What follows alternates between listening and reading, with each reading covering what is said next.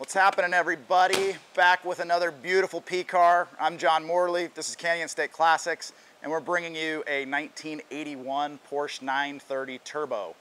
This is the Euro-Spec. These cars were not available in the United States in 1981. They actually went out of the U.S. market, I believe, in 1979 and didn't return until '86 because of U.S. emissions regulations. So this is, again, a Euro-Spec car, left-hand drive. You can always tell a Euro-Spec by the little marker in the fender. That's the easiest way to tell a Euro-Spec car from a US spec car. These cars were about 295 horsepower in 1981. This is a 3.2 liter turbo, single turbo, intercooled, flat six. This car, it came up from us to a local consignor who's owned it since about 2001, had it about 20 years, bought it out in Los Angeles. We do have a lot of original paperwork for it. This car, being a left-hand drive, would not have been from the UK originally, but it was sold in London, probably in the mid-'80s at some point, because these cars, I believe, were right around $40,000 US. Convert that to pounds, however you want. I have a receipt for it showing that it was sold for about 15,000 pounds before it was imported and brought into the U.S. Through Los Angeles. So this car has been a West Coast car since the mid-'80s, and really a pretty unique example. Guards red over black leather, very, very straight. Obviously, you got the all-steel wide body, Fuchs chromed, 7s in the front, 9s in the rear. They are original Fuchs wheels. I have receipts for those being redone in the late 90s. Re-chromed and in exchange for another set of Fuchs wheels.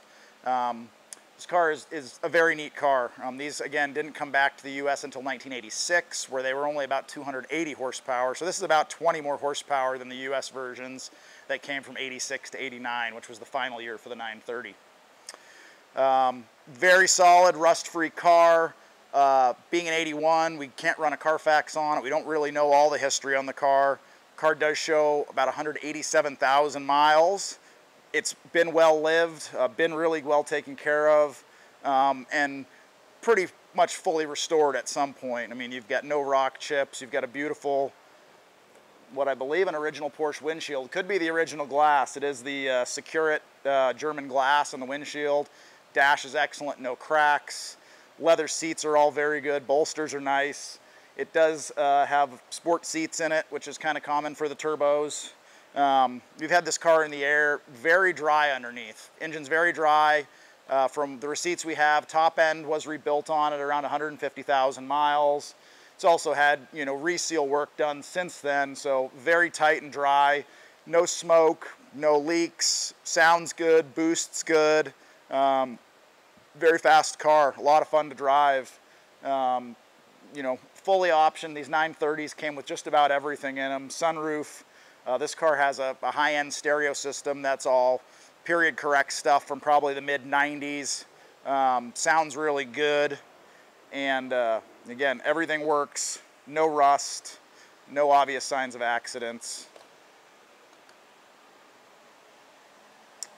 These early cars had the 3-spoke steering wheel on them, whereas when they came into the U.S. in '86, they went to the bar style, you know, single bar across the horn pad.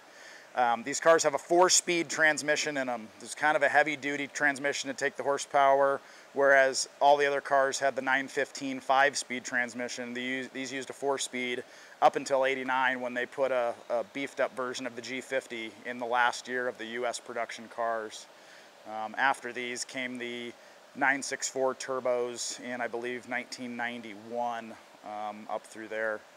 So this is quite a nice car. Everything lines up good. Very functional, fun daily driver. You know, this is one that you don't have to worry about being at a garage queen because of the miles that are already on it.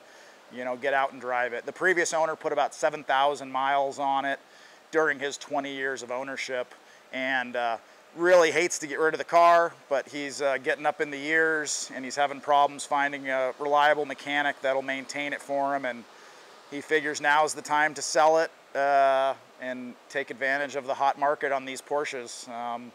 These cars are regularly bringing $120,000 to $150,000 with low miles. We have this car priced under 100 grand, starting at about 99.5. We're going to take offers and we're going to see what we can do on this. Let's check out the business end on this Porsche 930 Turbo. As I said previously, this is the 3.2 liter flat six. These cars were rated about 295 horsepower from the factory. You've got your big intercooler here to cool off that air pushing through this big single turbo. This is a great car, a lot of receipts, upper end rebuilt.